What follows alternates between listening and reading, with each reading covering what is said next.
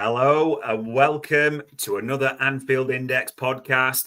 It is Big Decisions. This is a party political broadcast from the Devils Club itself, a team that has a perfect record at the start of the season and just seems to keep winning games the same way.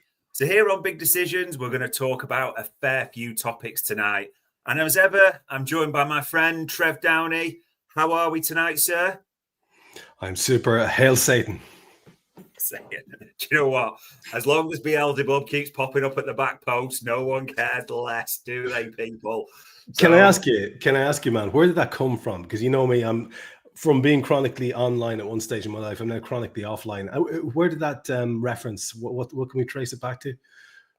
There's probably someone's going to claim it, but me and Gags invited me on the post-match show to chat about the game at Burnley. And he was like, who was the key player for you, the star man? And I just said, probably Satan, probably Beelzebub, just the way he keeps coming up in the last minute with some magic at the moment. So, El Diablo, whatever you want to call him type of thing. So, tremendous. Yeah, there we go. But do you know what? People, as long as we keep winning, who cares really? And we're going to go through it all. Big decisions on, is it now set to click?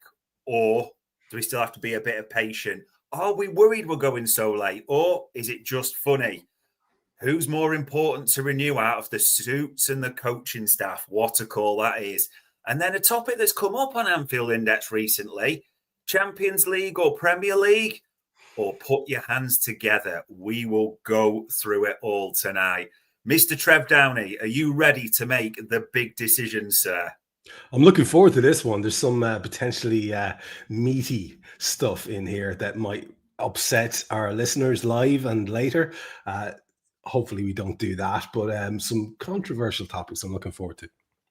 There is some interesting ones. We will even see if we get a little visit from Michael Corleone on the steps at times. We'll see what comes out, people. So the first one we've got to ask, we've got to be honest in context for this, Trev.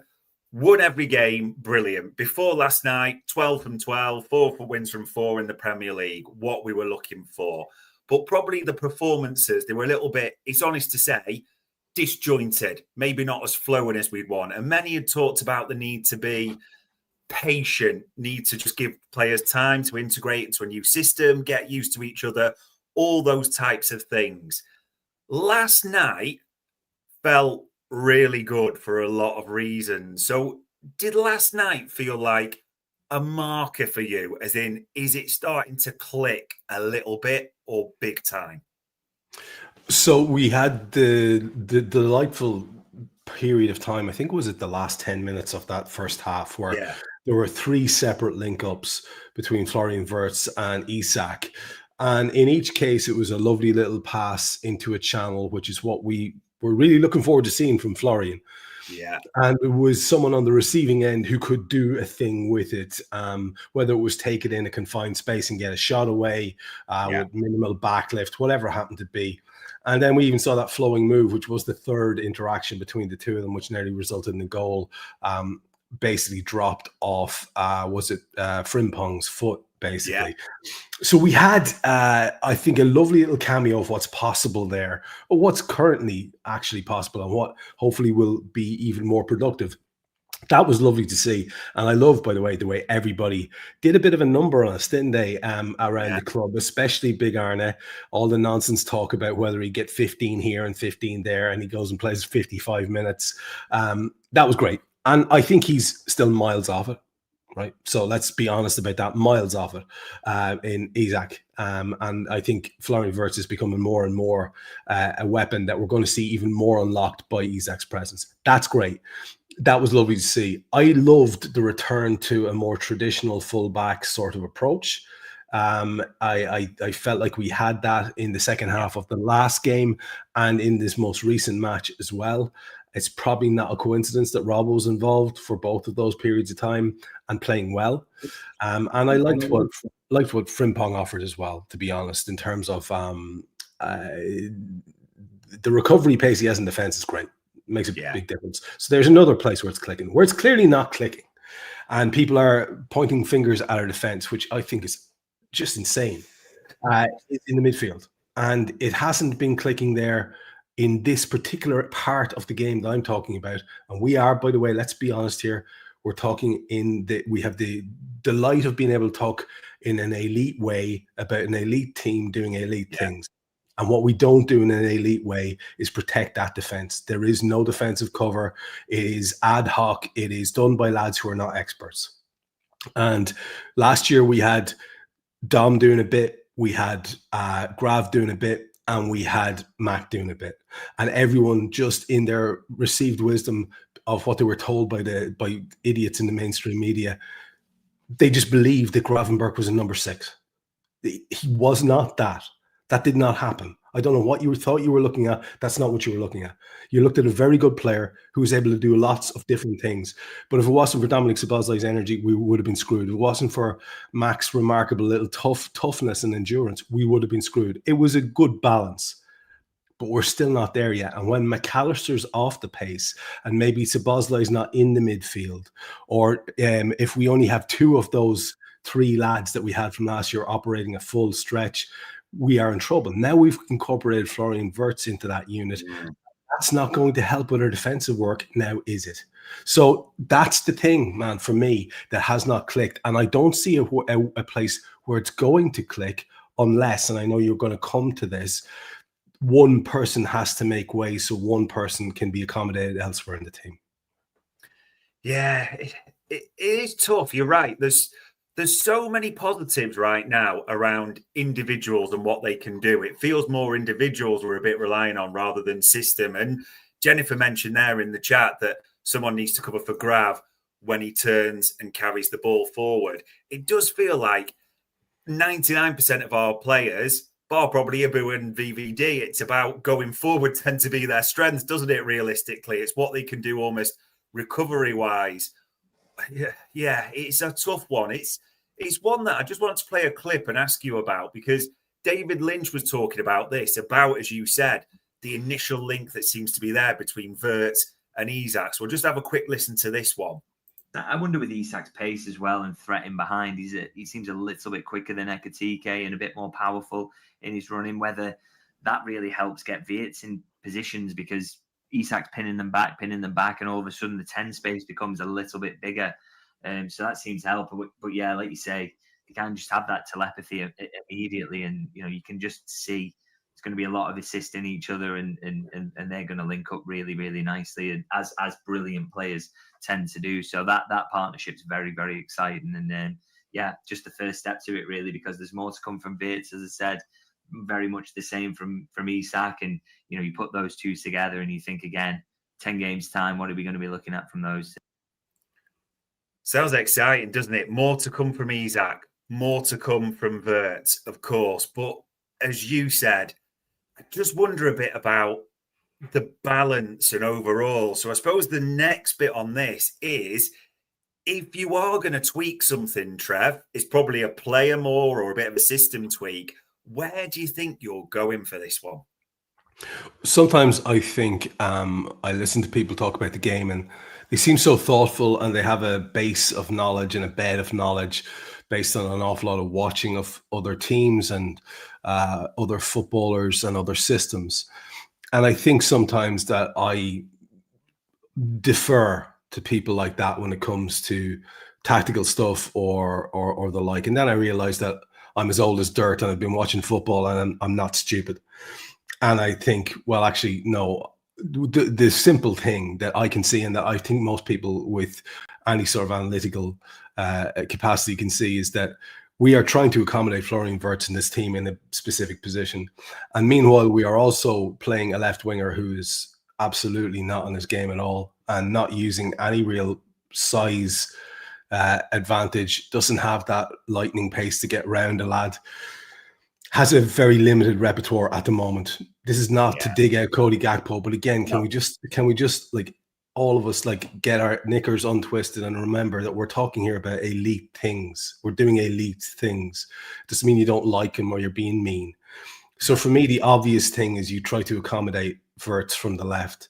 Now, that may well be shoehorning him into a situation where he's not 100% useful or suitable, but For me, it will give us a little bit more balance if we can have last year's midfield, because we did not address the issue that I spoke about.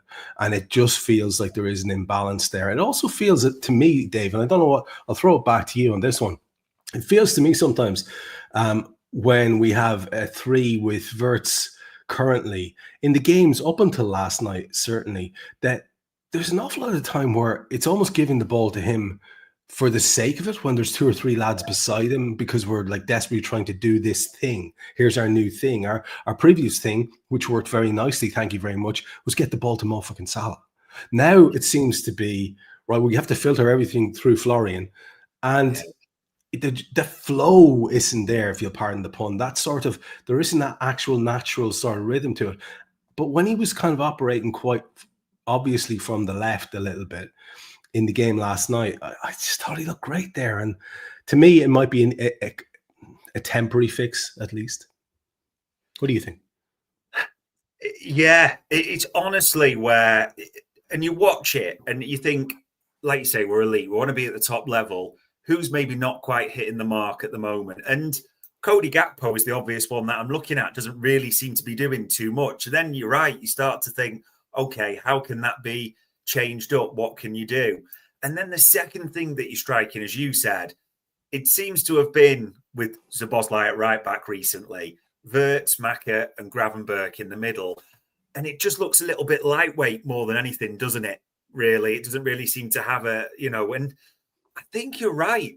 I'm watching Florian Wirtz at times, and he's obviously talented. No one's got any doubts about that. But I'm watching it, Trevor, and I'm like, why is Florian Wirtz picking the ball up off the centre halves? Why is Florian Wirtz in the same area as Graver?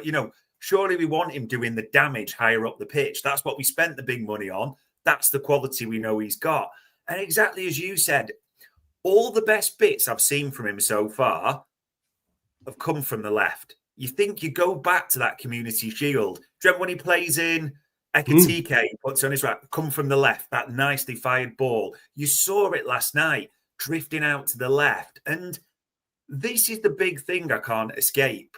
You're right. We didn't buy a 6 last summer as many of us wanted to, or reinforce it.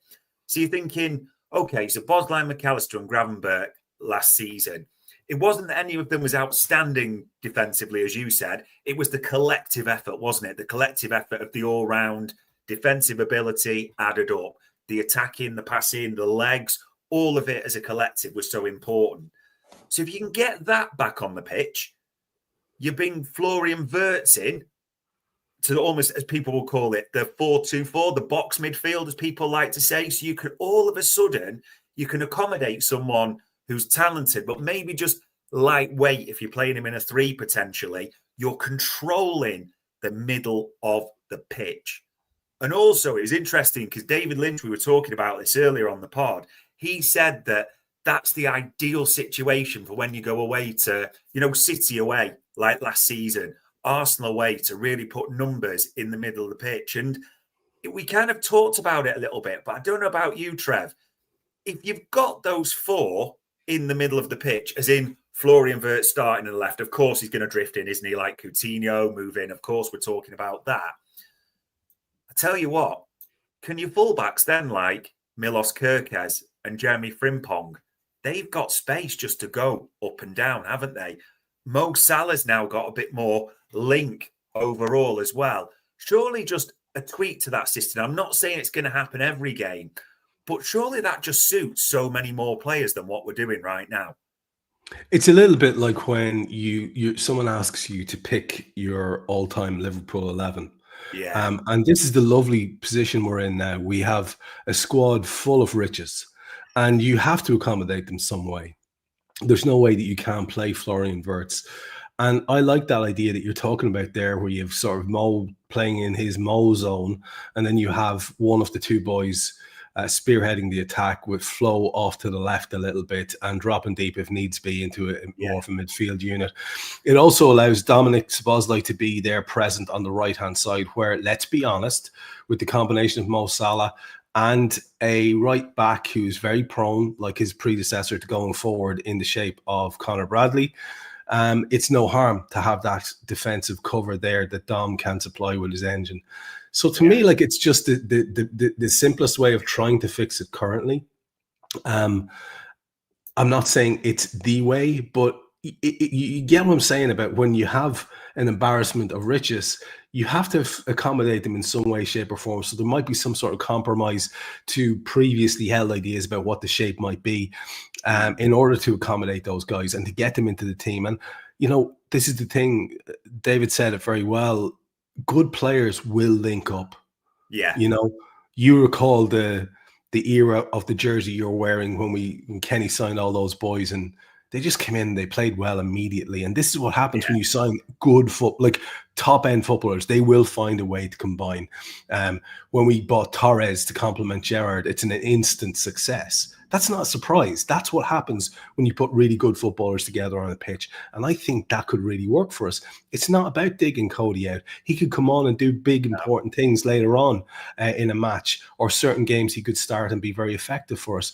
But I just think at the moment, that needs to be our 11. I agree. I really would love it to be. And I suppose the final bit on this, because we are talking about, is it going to click? I don't know if it's a concern, that's too strong in the phrasing, but does it seem as a determination, maybe this is the best way of putting it, from Arne Slot, that he's bought Florian Wirtz to be the 10? So Florian Wirtz will be the 10, and Gakpo does seem one of his boys as well, almost, it seems, doesn't it? Cody does seem a starter. I think a lot of people are screaming out for this. I really do. It seems popular amongst the fan base. But how much faith or belief have you got that Slot will change it this way? I think eventually it's going to have to happen, because we'll either have a really frustrating reversal soon where a result doesn't go our way and it will be painfully apparent that things need changing, or we have one of these games where we don't get out of jail because we are too exposed in that midfield area. And it's not about Florian Wirtz not being a good footballer, but Florian Wirtz plus Gravenberg plus another, whether it's Mac or Dom, is not in any way, shape, or form an effective defensive unit. And if you think it is, you're playing FIFA. You're not watching real football. It's not that the lads won't work their arses off. They will. No. But they're not naturally gifted or talented at that thing, which is really the downfall of this team. It's where we're getting exposed, and it makes our defense look, it gives fire and fuel to people who make silly and lazy comments about the defense looks ropey. It's not ropey. It's being left exposed. And that's, so I think, to answer your question in a nutshell, I think his hand will be forced if he doesn't come to it himself.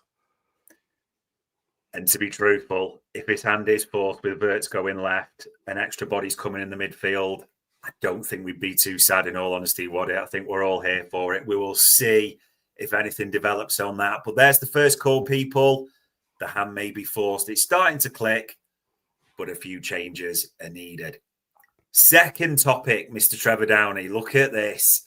The late winner. And I'm just going to put this on screen because I just love seeing it time and time again.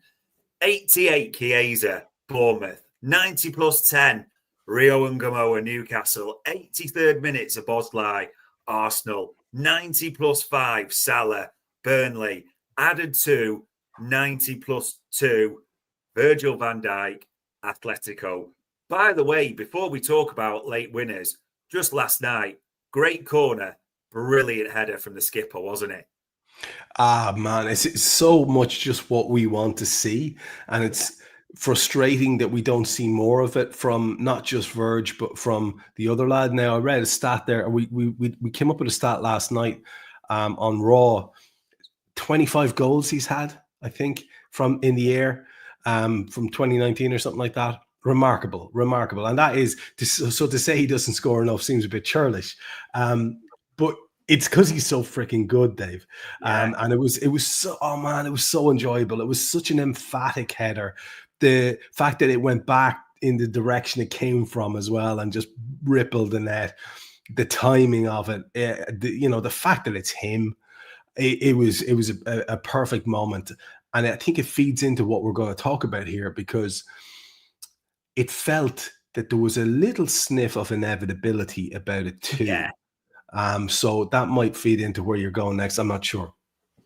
Yeah, it does feel like whether Satan and Thanos is coming off the bench to help us now and again, it does feel a little bit inevitable. It's absolutely great. Although I was going to give you this because not everyone thinks it's great, particularly the ramblings of Mr. Paul Merson on Sky Sports. I'll give you this quote. They should be mid-table. They've been gifted 6 points. Thoughts on that one, Trev? Look, Paul Merson, I've always sort of had a semi-liking for him. He had a rough go, but he was a wildly talented lad who was just also a wild lad and had to face every addiction under the sun, it seemed. Yeah. And so I kind of have a default setting for fellas like that. I know a lot of them in real life. And you just kind of go, you're one of those guys, you kind of shake your head and go, oh, you're talking your nonsense again. And he really does talk a lot of nonsense. I mean, he's not quite in the brain donor category, but he might not be far off it. I mean, I do understand it. It's coming from a place of tribal sort of bitterness, frustration. We saw Rio Ferdinand doing a more egregious version of that on some show where he's sitting there, giving it loads about how we're poor and we're lucky, and it really does fit into this topic where I know you want to take this, because that is the question. And I know you'll have been asked it, because I certainly have been asked it. I know it'll have been said to your face, because it certainly has been to mine. Yeah. Oh, yous are lucky. Yous are lucky. Really? Really? Okay, let's talk about that. Yeah, because it's funny almost, especially as it goes back to the narrative of last night. I mean, we're 2-0 up after 6 or 7 minutes, whatever it is, and we're cruising, and we have so many big chances. I mean, Salah hits the post. Wirtz goes right, round the keeper, bad touch at a score. There were other moments that we are dominant. It's just because of what unfolds there and a few deflections and certain bits that the narrative changes completely. But I honestly keep coming back to it. I'm enjoying this. I'm enjoying when your mates at work keep saying like, oh, you're so, and you can see the venom as they talk about it and the annoyance at it as well. And you see in those various other fan channels where they're doing, the watch alongs, and they kind of like, they literally are like so happy, like, yes, there's a minute left. And then all of a sudden, with a minute to go, Michael on the step appears for him, doesn't he? And they are kind of there, like, just rocking back and forth. It actually brings you a bit of joy to see. But I wonder if you think about this like me. Yes, you can't keep doing it every game. We're not going to go 60 games a season with a last-minute winner. Nothing happens like that. And it is a bit unprecedented to have so many so early. I get that. But isn't this a massive strength? Isn't it just something that we should embrace a little bit, that we have this quality as a strength, surely? It gets muddied by, again, big mainstream media outlets like Sky and like TNT, where you have absolute mouth breathers like, I won't even mention his name, saying about how lucky we are, we're blessed, we're very fortunate. And, sadly, there are lots of ex-pros who aren't the brightest, and they will perpetuate this nonsense. And then you'll get the tribal likes of Rio Ferdinand and maybe Merson to an extent, and they will propagate more of this nonsense. And I suppose where I go, and I'm sure you do as well, is into my lovely little warm, happy place where I recall the years of having to suffer through Fergie time, 2 decades of it, where there was an inevitability to a United win that would break your heart every single time. And we had to endure that for the longest period of time. And, United used to win games in the tunnel famously. The Liverpool setup before that used to win games in the tunnel. They would win games late.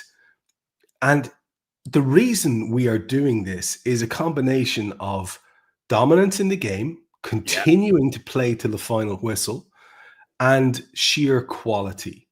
That, when you ally it to the psychology now that is building And this is what people don't seem to understand. Dave, the more this happens, man, the more people who are in opposition to us will feel it's going to be inevitable. Shit, someone's going to handle a ball in the box, or shit, there's going to be a corner in the last minute. Well, this is going in. Yeah. So, dude, to me, the more this happens, the better it is.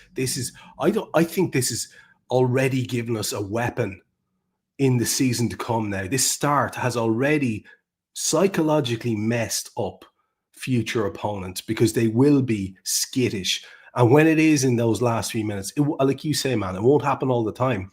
No. But we'll do it more often than not. We'll force our will onto a team. And that's a remarkable strength, and it can't be seen as anything else.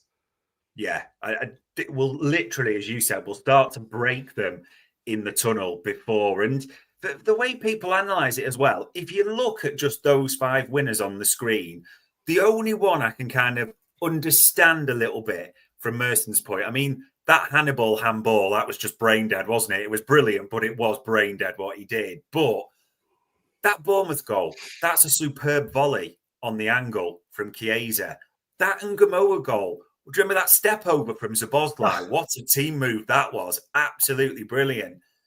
Inside of the stanchion, the post, brilliant free kick. And last night, as you said, there's something, it was so aesthetically pleasing, that Szoboszlai cross, heading back the way it comes from, especially the fact that Canate heads it like a 50p head, as they'd say where I'm from. So just a centre half that is so smooth and does it that way. There is that just delight, and it's fair. Yeah, Jennifer's saying there, please not my season, my whole heart can't take it. It does play there, and you're going mental 5 times. And I did want to ask you as well, because you said this, it does make your heart back to history and those old teams that can do it. Even maybe in recent times when we were, I mean, how many points we were ratcheting up under Jurgen Klopp, and every time a late goal from a Pep Guardiola. Do you remember like that Company one against Leicester? Yep. That heartbreak moments where you just like turn the TV off, burn everything down. We know what's going to happen type of thing. I actually think, though, that I look at the league now and where they are. Lego Head's got his team playing dully side to side, as we see. City seem to be in a big flux, a little bit like ourselves. So they were not proving they can do it right now.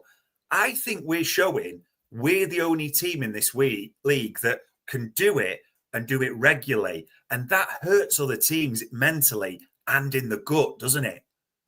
That's kind of the point I was trying to make. It is already a weapon that we have now. That's the word. It hurts our rivals. They're watching that, man, it's dragging them down. And it's not just the fans that you and I interact with. It's the people at those clubs. They're like, oh my God. And this is the word I keep coming back to with us at the moment. We're inevitable. Liverpool are inevitable. It's just something that you can't, the only way you can acquire that quality is by having a sustained period of success, a group of players who have faith in each other, and more to the point, have ability. And that's how you get a magnificent winner like last night's. That's how you get someone who can step up in the 83rd minute and bend it right into the top corner. That's how you get a 16-year-old kid who can coolly finish. And a lad who was, being nominally farmed out to everyone who wanted him, popping off with a beautiful half volley finish to win us the first game of the season. That's quality. That's the thing that people, in their need to find out what's wrong with Liverpool. I don't know what you find, but that is the commentary I'm facing all the time. It's all about what's wrong with us. You're not great in defense. You're riding your luck. You're not great here. Okay, look at the match stats for all the matches, and then come back to me when you actually have a clue what's happened. And the fact that there's we feel inevitable. Dude, I can't tell you how much I'm enjoying this. Like, I am savoring this, And in fact, almost, I suppose, to finish this and turn the question around, last season, early doors, and take out the Forest, because that result still bugs on a slot, doesn't it? That defeat. But if you took that aside, every game, or nearly every game, we seem to get 2-0 up or so, and then as they would call it, garbage time, we would just control it, wouldn't we? Play out the game like 2-0, 3-0. And it was brilliant to watch, but it was clinical in that sense. It's almost the complete opposite. And I get people would like to see, as you said, people talk about more control, system, all those type of things. I tell you what, though, this is far more exciting in a way, isn't it? Just for the viewing presence. Oh my God. Oh my God. Like, I mean, not that I'm that interested in how neutrals feel, but I mean, what I enjoy, Dave, I enjoy remarkably the fact that we are upsetting everyone. You know, how long were we the nicest little boys in the world? I'm sick of it. I love the idea that everyone is upset. They think of us and they go, oh, it's eating them up, man. And I'm here for it. I love it. Honestly, ever since this summer, where us spending money, as we know and we've talked about, and selling well has bugged the shit out of them basically all summer, this is now bugging everyone. We are, I think it's fair to say this, isn't we? We are the new most hated club. We are loving that title, but we've assumed it, I think, haven't we? Yeah, the Liverpool bad thing grew to quite a level in the off season because, like you rightly say, we were showing such, I don't know, sort of mastery of the transfer market, buying and selling. But whoa, it's taken a whole leap forward now since we took to the field and we're doing this late winning thing. Liverpool bad is absolutely the currency that other fans are trading in. It's just... Yeah, it is. There's your big decision, people. For neutrals, Liverpool bad. For us, late winners, sensational. We will stay no more on this topic. We are all here for it. Now, we talked about the window, and obviously we've talked about this at length, but do you know what we haven't really talked about too much is what went into this window and the makeup, as in we got players and we had talked about, defensive midfielders, attackers, everything that happened. It's who made this window. And naturally, we're talking about the likes of Richard Hughes, Michael Edwards played a part, and of course, Arne Slot. And I never thought I'd see Arne Slot FaceTiming, but there was a bit from an article here, and I just want to get the right bit. So there's a specific section or line. I've probably gone too far up now, actually, but around Michael Edwards, even to be fair, Julian Ward gets a little mention in this. Here we go. During a frantic transfer window, Edwards, Hughes and FSG technical director Julian Ward were all involved in transfer talks. Hughes took on the lion's share of negotiations, but the network of contacts Edwards and Ward built up from their previous stints meant there were occasions where they got involved at the same time as well. I mean, we're going to talk about the contracts and the importance of all these, but just to almost kick this bit off, Hughes, Edwards, Slot, they all have their own unique roles, but they're all so important to us now, aren't they? Yeah, and we've had very recent memory of a backroom sort of team working tremendously well with the front of house. And as a result, then the club as a whole clicking brilliantly. We had that in the really successful period of Klopp's reign. And we have it again now. And we have a new manager in situ who, has the potential to be one of the greats. He's very much at the young stage of his career. He's not at it maybe as young as some others, but his success so far in Holland and with us would sort of mark him out as, to use the Mourinhoism, a bit of a special one. And where I think we have to acknowledge that we're lucky is that the balance seems to be really good and the working relationships seem to be decent, because again, when they fell apart a little bit in the tail end of Klopp's tenure, we did suffer. There's no two ways about that. Now, you and I have always been a little bit wary of being too all hail to the nerds. Yeah. I think you and I have always had this sort of natural impulse to go, what are these lads going on about? I mean, you and I have both been part of WhatsApp chats where you would swear that Jesus himself had returned, and he had brought, his boy band of Jesuses with him. And you were like, okay, lads, I mean, I really want this to be the case, but you'll pardon me if I'm not as all in as you on the, this, that, and the other. Now, there's evidence there to say that they are indeed the Jesus boy band so far, and I'm here for it. But the contracts thing is going to present a really interesting issue because each of them has an angle that we have to examine. Yeah, this is maybe the toughest question, I reckon, tonight in terms of the big decision. And I don't even know how this is going to go as we talk about it. Almost looking at, out of these three, Arne Slot, Richard Hughes, Michael Edwards, who's most important to keep or who's most important to renew? And I always like when we do these shows, you should mention the GOAT on the screen, shouldn't you? Oh, yeah. Indy Callier there as well, because he talked about Arne Slot, and that contract looking to extend. And funnily enough, with this one, Trev, I think Slot will almost be the easiest one to talk about. So I'm going to leave him to last to discuss.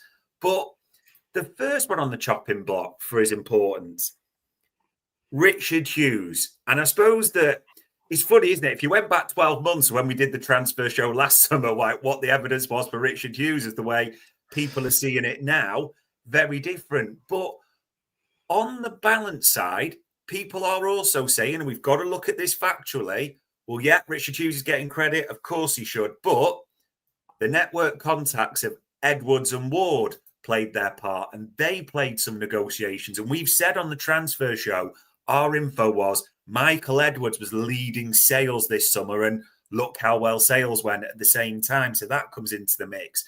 There's also, I suppose I'd ask you, is there the element of Jesus Edwards trained his apostle Hughes, so could he train another apostle at the same time as well? Does that come into the mix?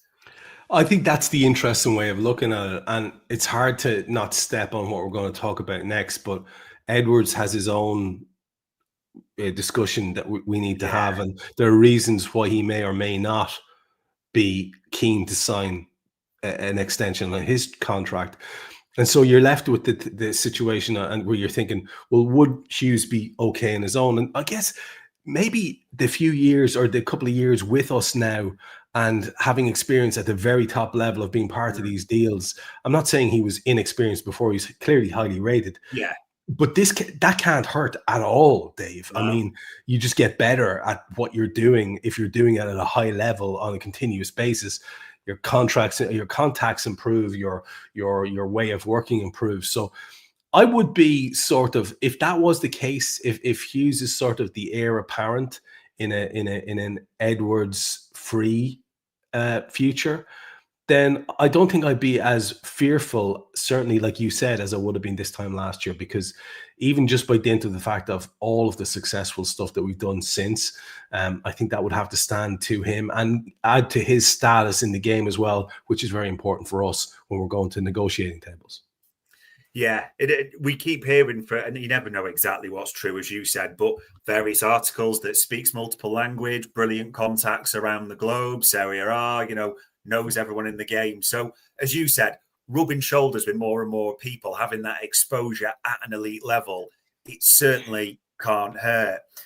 I mean, Michael Edwards is, let's say, Baba Yaga or Kaiser Soze, but no one's ever quite fully sure, are they, like his role? All we know factually at the moment, head of football operations for FSG, all the suggestions came back, was never going to accept the sporting director role. It had to be something bigger. And obviously the multi-clubs come out. And we've heard talk recently that Liverpool have done due diligence on 30 or more football clubs. So you're thinking that might move forward at some point. But I suppose in that essence, and this is probably going to be sacrilege to some of the nerds and different people that we have in WhatsApp chat, but if his focus is spread on, say if it does happen, we do buy another club, a multi-club focus. Is there an element to argue that eye off the ball Liverpool wise, and you can be spread too thin sometimes when you get to a senior role, can't you? You could, but we also need to weigh that up against the other alternative, which is if we don't go ahead with this multi-club model, because we were led to believe that this is very much part of the carrot that was dangled in front of Michael Edwards. And if we don't go ahead with that, or at least in a timely fashion, we know that guy has offers. He has serious offers. We discussed some of them that were made semi-public on the transfer show, and you had great information about. Oh, look, Michael Edwards can back his car up and say, fill that boot up with as much gold as you like. He has lots of options. And so I think maybe given the status he has at the club, given I'm totally taking for granted that he is as good as everybody says he is, and he's had this impact on the club that everybody says he has, because it's a difficult metric for me to I'll get hard to evaluate it fully myself. But let's just accept that is the case. I would rather have him around, even in a figurehead role where he could liaise, and maybe if there is a big deal where you need to, what was that lad who used to put out oil rig fires, Red Adair back in the day? If you got to call him in, let's get him in here. Like he can sort of, he can do the big dog on it. So I think that's a far preferable situation, Dave, where he's potentially not as involved in the day-to-day than him not being at the club. Yeah, true. It's someone's like, you don't know what you got till it's gone. I think that was a tune in the 70s or something, people, if you want to look it up. So, that could come into the mix. And for all the praise we're giving Hughes and Edwards, we'd be setting fires to things if this man doesn't get offered a contract renewal, aren't we? As you said, all the markings of already is an elite head coach. It's important we give him that title, head coach in the current structure, getting more respected. We've seen this summer as well, as we've heard, transfer pull with the likes of Florian Wirtz rejecting, players are responding to Arne Slot this way as now. I can't really think of another way of putting it. You have to get this guy renewed, because if Arne Slot wasn't to be renewed, there'd be a big gaping chasm at Liverpool, wouldn't there? 100%. And I don't think we're fully in command of how grateful we should be that he is the one that was chosen. Yeah. And when you take it back to just round out our conversation a little bit, we were actually, maybe through gritted teeth, but we were very close, very, very careful to point out on every transfer show the summer before last, the one that's just gone past, to say, look, the big recruitment job was to get Arne Slot in and his staff. And that was before we knew how good he was going to be. And as the season went on, the truth of that statement was borne out again and again and again, until the ultimate truth of it, he's won a freaking title in his first season, was there for everybody to see. He is a remarkable manager. He's such a perfect fit for the club. I wondered at the start if it was going to be a real issue, because we're so used to the people had taken Klopp on board as a sort of father, brother, daddy, best pal, confessional, sort of like they wanted to tell him all their sins. People were all in emotionally on Klopp in a way that, we haven't seen since. They weren't even like that with Kenny. We haven't seen it since Shankly. And to be honest with you, that's great, but it's also quite the burden. And it leaves you as a fan base then, if you're suddenly without it, like you said, chasm. And this man has come in and he looks the part. He says the right things. He has humor and wit that fit in perfectly with our club. He can take the piss out of a potentially tense situation with a line or a smile. And he's clearly, and this is the most important thing and really the only thing that matters, he's clearly really good at what he does. Yeah, absolutely. Just a sharp operator in every single sense. And I'd actually forgot this, but about a year ago when we did a big decisions, I actually asked you about 3 contracts and to rank them importance. However, at the time, that was 3 players with 12 months left to go, wasn't it? 3 elite talents of I can't remember, some guy who went to Real Madrid, I think it was, but Mo and Virgil in the mix as well. So maybe it's apt. And that's a great line there by Midnight Toker. If Carlsberg made managers, yeah, absolutely. Arne Slot will be there. It's a nightmare of a question, and I know I'm throwing you a loaded grenade to make a big decision on this, Trev, but we're hearing that they're all obviously talking about their contracts and whether, they'll extend, and obviously we're hoping for a 3 from 3. Of course we are, but like we did a year ago, if you're to rank them in terms of importance of Hughes, Edwards, Slot, where are you going? Oh, well, I'm absolutely going to wade into territory here because I love this. This is what this show is all about. I'm going to wade into territory here. It's going to make me the enemy of our nerdy pals. And for me, the top man to renew, the top man to get the job done as quickly as possible is Arne Slot, because he is now a proven winner. And literally, that is all I give a shit about. Do I understand that the winning happens because of the other guys and the work they do behind the scenes as much, or at least quite a bit because of their work? Yeah, I get that. I'm not an idiot. And that's why they're second and third. So it's Arne first without question. And if there's a second contract, if only one more can be done, is it Hughes? Is it Edwards? Well, look, Edwards has the track history with the club. He is this guy who is, his reputation is sort of unparalleled in football, to be honest. So you don't throw away an asset like that. So he has to be kind of number 2.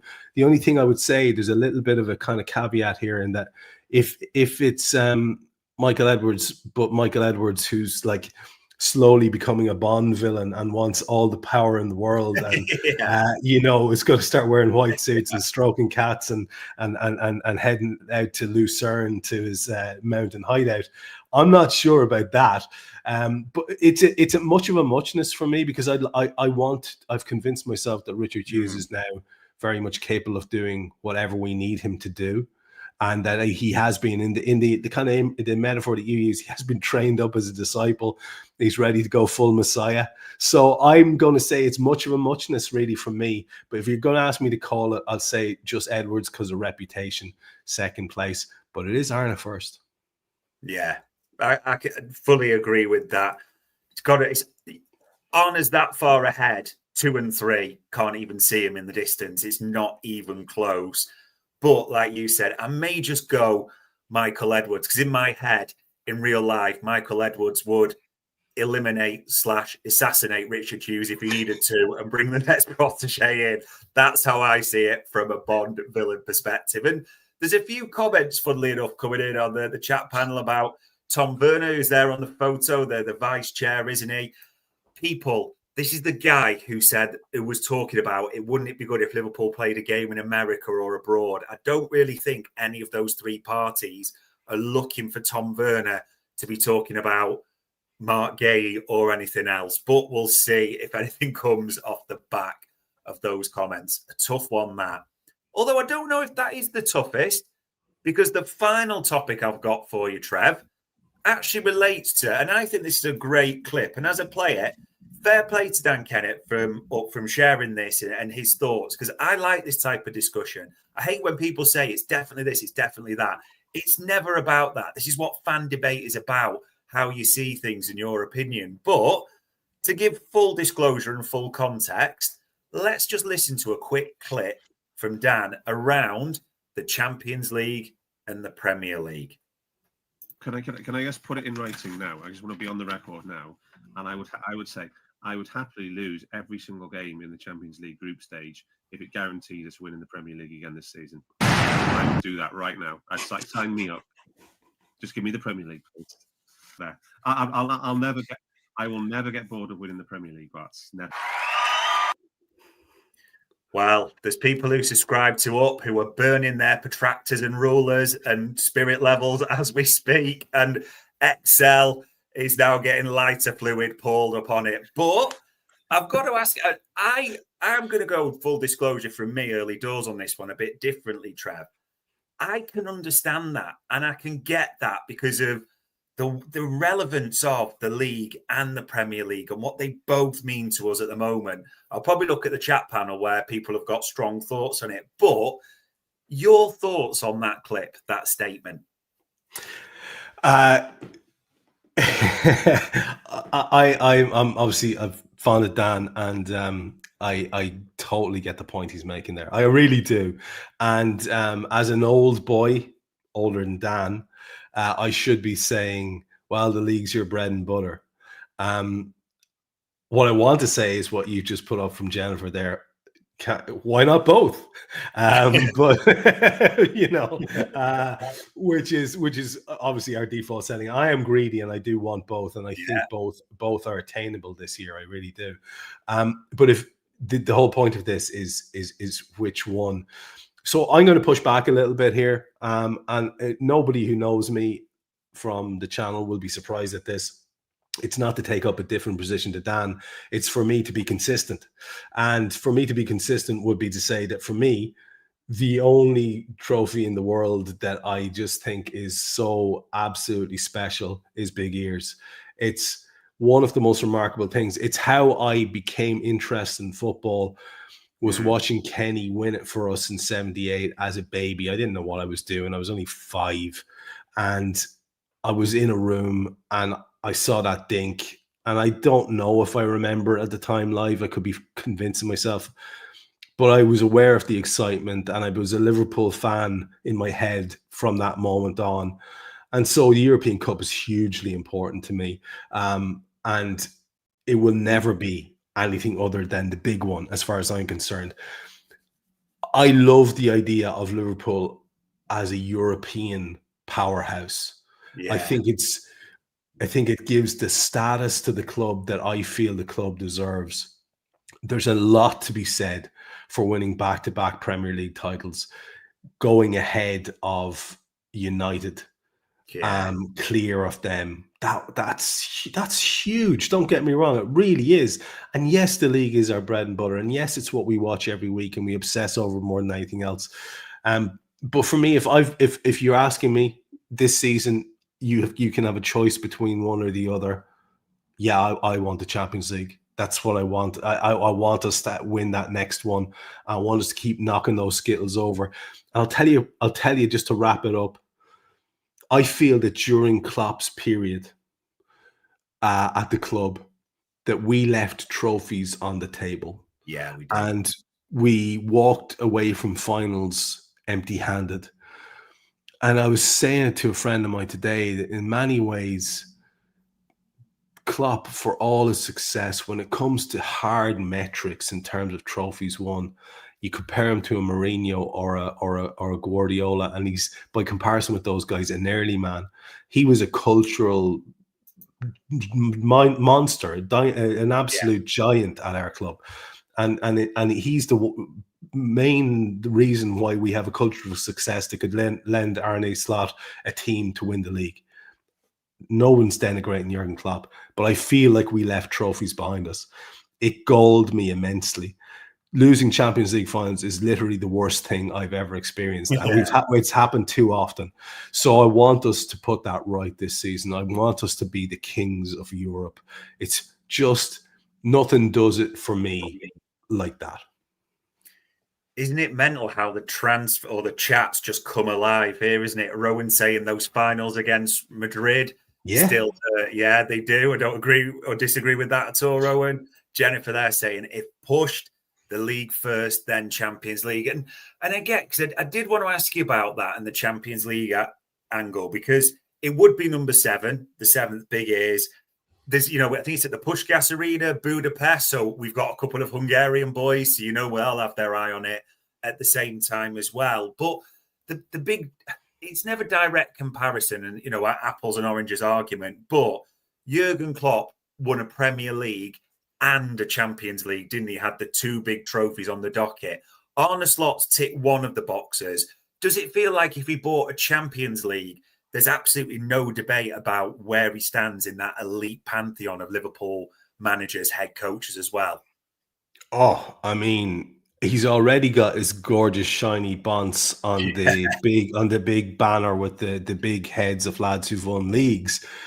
If he gets a Champions League as well, I mean, not only is he equaling the sort of big trophies of the other man, but it's in back-to-back seasons. I mean, that's just well, what it would be, I think, massive for him as well, because he doesn't have that European pedigree himself as a manager, and I think it would be terrifying to think what Arne Slot could become in terms of a success monster if he gets a European Cup under his belt this season. I would say, you know what? Yeah, we'll have to roll with the punches, and Virgil will eventually retire, and Mo will eventually leave, and Ali will eventually go. But if we've got that lad at the helm for a period of time where we're winning things back to back and big things back to back in his first 2 seasons, dude, we're looking at a period of dominance, which is, again, to go back to the Klopp era, man, that's all I ever wanted. Not a period where we're challenging, and if things were right and they weren't mean and we didn't have to deal with the cheating blue merchants up the road, get rid of the caveats. Just win and win again. And then when you win that, win another one. That horrible, repetitive, boring, grinding inevitability of success. That's what I want. Yeah. And you're right. Just to put number 7 on that trophy wall, it's like in 2 years, there's a legacy there. No one really talks about a 2-year legacy, but it just would be, like you said, it would feel special. You can't debate it any other way. And yet, Trev, look at that photo on the screen there and how good and how special that moment was. And think about going 21. So going 1 ahead of them down the East Lancs Road, clear in that metric, no tying on 20. Going back to back on league titles and what that's meant recently, like you said, with the 130 as they are now, and that metric as well. Just seeing Arsenal hopefully be second again, and with everything they've spent and those bits as well. Just what almost that would mean again and it's sometimes unfair to compare, but Slot going 2 leagues ahead of 1 for Jurgen Klopp. There's a lot of sexiness to that at the same time, isn't there? Oh, look, what we're doing now is this is like what I always call tough at the top headaches, and that's what you want. But if there's some sort of cruel bastard out there who's dangling either or in front of me, and for the sake of this show, nominally speaking, that's you. If I can only grab at one paw, I will grab at the big-eared paw. I absolutely will be delighted if and when we win a second league, and even if we crash out like Dan suggests and burn in the Champions League, if we win the Premier League, there'll be no happier boy knocking around than me as a Liverpool fan. Back-to-back league titles, oh my God. And realistically speaking, back to Jennifer's thing, I am, why not both? But if you're going to make me call it, I just want another European Cup. Yeah, I've always found in life I can play this bastard role very well. It's a natural talent I have when I bring the discussion into the mix. Just, we've all got our talents, haven't we, people? And the final bit I did want to finish on, because I like the way you articulated that. We've all got our thoughts or our opinions, and we talk with our heart on this show, but we want to be clinical at the same time. What is your head, your gut, honestly telling you this season about where we go? As in, your heart is leaning towards big ears. That's what you'd love. But is your head leaning more towards you think the title's more likely? Or are you realistically putting your hands together on this one, Trev? If you... Well, look, we have a sample size there of what we can do in this league. We haven't had an easy start, but we've got a sample size and we're knocking out of the park in terms of points on the board. So we're already well ahead in that queue. And we have one game in Europe against a very, very solid opponent who came to not lose a game. But just on the basis of the evidence accrued so far, I would say that it looks like, and I've said this to you, like I can't remember any time as a fan where I felt that it's kind of on us to win this league. Yeah. You know, and this is not it's not arrogant at all. It's just like, if these lads do what they're supposed to do to the best of their ability most of the time, the league will get won.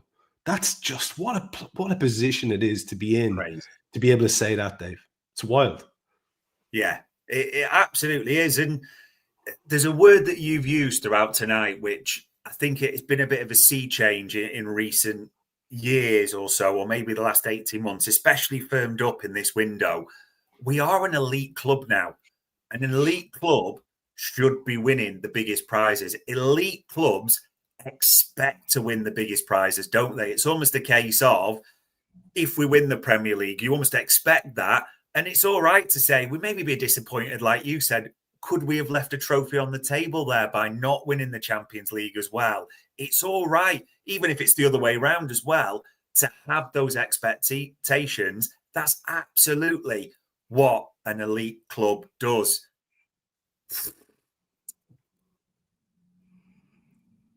So the final bit, and I kind of lie when I said it's a final question, but would treat me like a Tory politician on this one.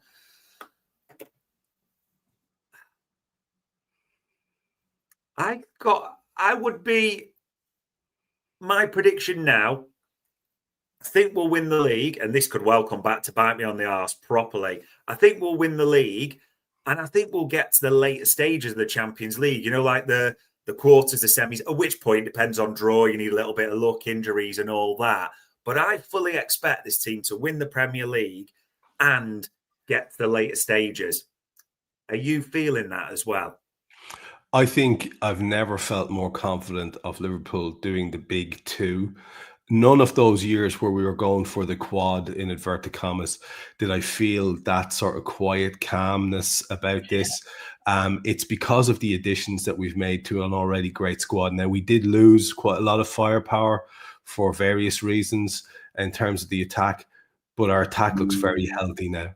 And I think if we can make an addition, like a proper addition in January, I would fancy us for both. And I can't believe I'm saying that. I was the kind of guy who would always say, keep a hat on it there, keep a lid on your expectations. Right now I'm saying, why not? Why shouldn't I feel confident about us doing both?